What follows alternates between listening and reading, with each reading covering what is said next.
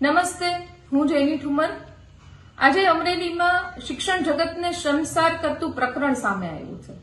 અમરેલીમાં ડોક્ટર જીવરાજ મહેતા સંસ્થાપિત અને અમરેલી જિલ્લા વિદ્યાસભા નામક સંસ્થાના નિયામક એવા ડોક્ટર ગિરીશ ભીમાણી કે જે સૌરાષ્ટ્ર યુનિવર્સિટીના વાઇસ ચાન્સેલર રહી ચૂક્યા છે, એના ઉપર આક્ષેપ લગાડવામાં આવ્યો છે કે એમણે પ્રવાસમાં દીકરીઓને દારૂ પીને એ અવસ્થામાં 10 થી 12 દીકરીઓને અડપલા કર્યા છે।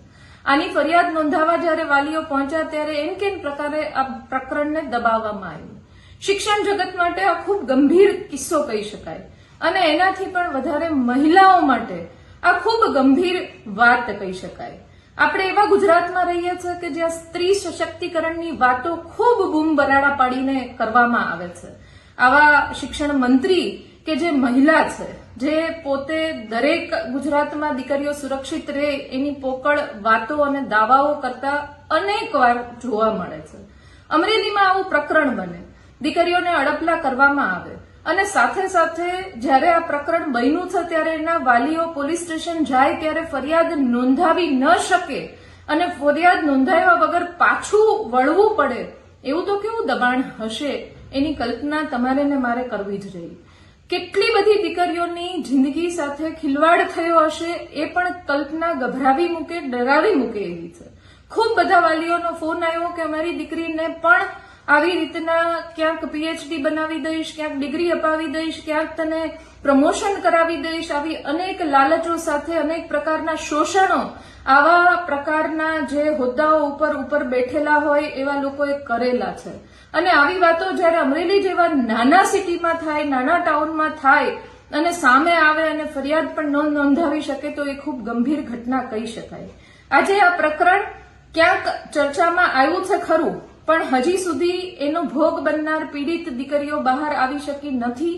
કાં તો એને બીક છે, કાં તો સંસ્થાપકો એને ડરાવી રહ્યા છે, ક્યાં તો એને તંત્ર ડરાવી રહ્યું છે, કાં તો એને સિસ્ટમ ઉપર ક્યાંક ભરોસો નથી રહ્યો। એટલે આજે મારે વિડીયોના માધ્યમથી આપ બધાને વિનંતી કરવા આવવું પડ્યું છે કે આપણે બધાએ ક્યાં સુધી ચૂપ રહીશું।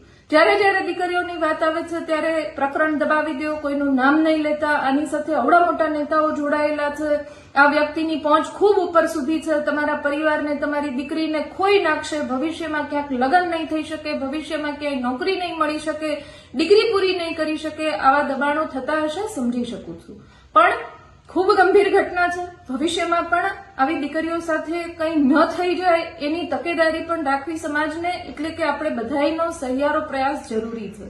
ત્યારે આપના માધ્યમથી વિનંતી કરું છું કે આ પ્રકરણ ન દબાઈ જાય, આ પ્રકરણમાં જે આરોપી છે એને સજા થાય। ફક્ત નિયામક તરીકે ફરજ મુક્તિ કરવી એ સજા નથી। આજ સુધીમાં કેટલી દીકરીઓ સાથે આવું શોષણ થયું છે, કેટલી દીકરીઓને ક્યાંક ને ક્યાંક લાલચોના બહાને એની સાથે એને પીડિતા બનાવવામાં આવી છે, એ પણ જાણવું જરૂરી એટલા માટે છે કે ભવિષ્યમાં આપણે દીકરીઓને આવા અત્યાચારો સહન કરતી રોકી શકીએ।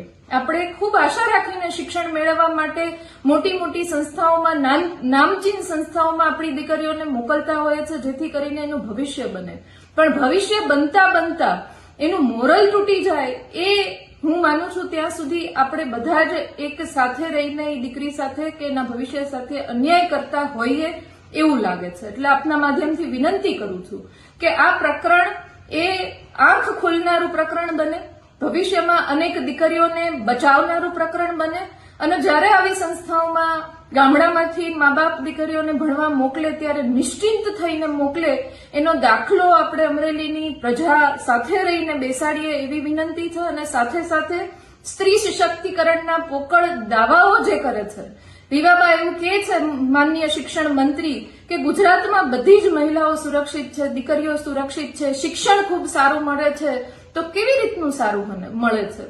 વાઇસ ચાન્સેલર કક્ષાનો વ્યક્તિ અડપલા કરી શકે? શું આ આપણે ગુજરાત બનાવ્યું છે? એટલે ખૂબ ગંભીર રીતના આક્ષેપ કર્યા વગર સાથે આવીને આ લડાઈ લડવી જોઈએ, ચોક્કસ લડવી જોઈએ અને એમાં હું ક્યાંય પણ મદદરૂપ બની શકતી હોય, સહભાગી થઈ શકતી હોય તો આપના માધ્યમથી વિનંતી કરું છું કે આવા પરિવારો, આવી દીકરીઓ કે તમે જાણતા હોય કે આવી ક્યાંય દીકરીઓ છે તો મારા સુધી એનો સંપર્ક કરાવજો। એમની આઈડેન્ટિટી લોકો વચ્ચે ન ખુલ્લી પડે પણ એમની સાથે જેમણે પણ ક્યાંય અન્યાય કર્યો છે, અત્યાચાર કર્યો છે, એને સજા નામ લીધા વગર મળે એવી એક પ્રયત્ન અમે અને અમારી ટીમ ચોક્કસપણે કરીશું એવી વિનંતી સભર. ધન્યવાદ.